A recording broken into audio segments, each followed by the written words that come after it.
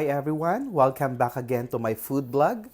So for today's video, gagawa ulit tayo ng another dessert na pwedeng pang business or pang family gatherings or party. So napakasimple tong dessert na gagawin natin. Bibilihin lahat sa groceries and sa palengke lang po to. Ito ay turon halo-halo. So since mainit ang panahon, uso ngayon ang halo-halo. Ito naman, halo-halo na piniprito. Turon na halo-halo. So meron ako ditong ingredients. Binili ko lang sa grocery. Halo-halo, Tita Ellis halo-halo.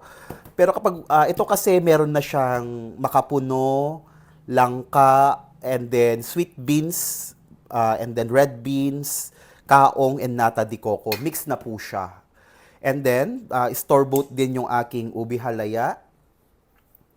Ito din, binili din namin, dulce de leche, wrapper, and then saging na saba na hindi overripe.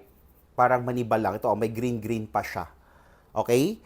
So, ganyan lang po kabilis. Then, cooking oil, then, isi-sealed na natin siya. Okay, yung saging, hahatiin lang natin into half. Yan.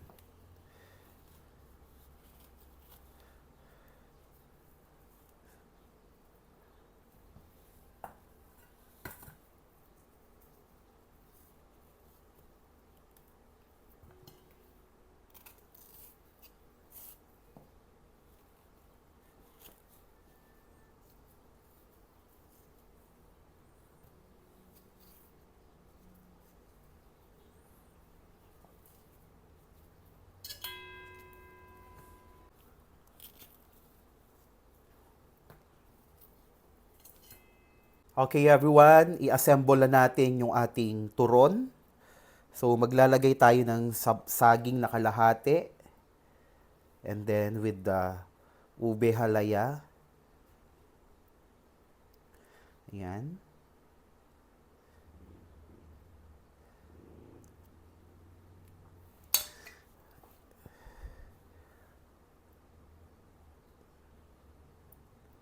Halo-halo mixture. Okay, dapat dalawa yung wrapper natin kasi hindi kakayanin ng isa lang na wrapper. Ganyan po. Okay? Then, instead of brown sugar, ididip nyo sa brown sugar, dulce de leche or yema na lang ilagay natin. Ayan. Then, let's start to wrap. Malaki po kasi to kasi yung saging. And then, kaya double yung ating wrapper.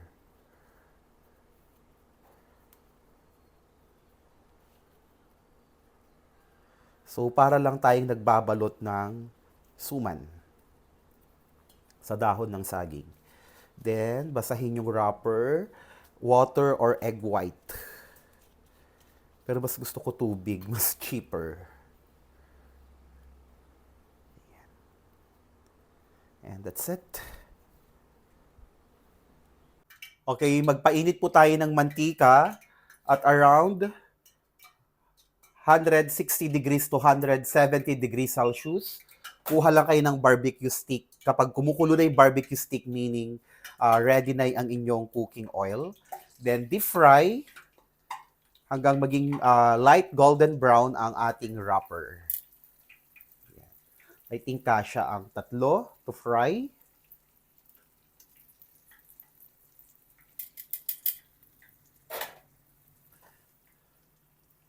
Okay, once it's golden brown, hanguin na natin siya.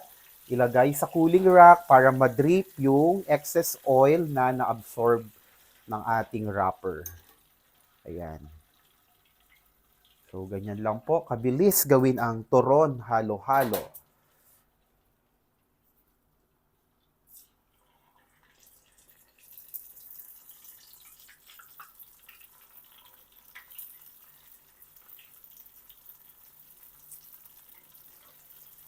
Okay, ito na yung ating napritong turon halo-halo. Yan, ganyan po itsura niya. Oh. Look at that.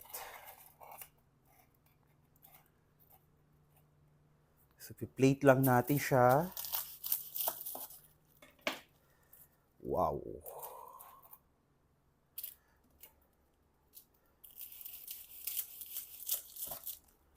Ayan. Sarap.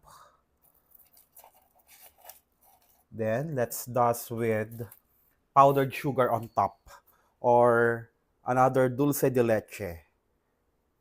Pero ako mas gusto ko powdered sugar. And that's it. Our turon halo-halo. Hope you like it.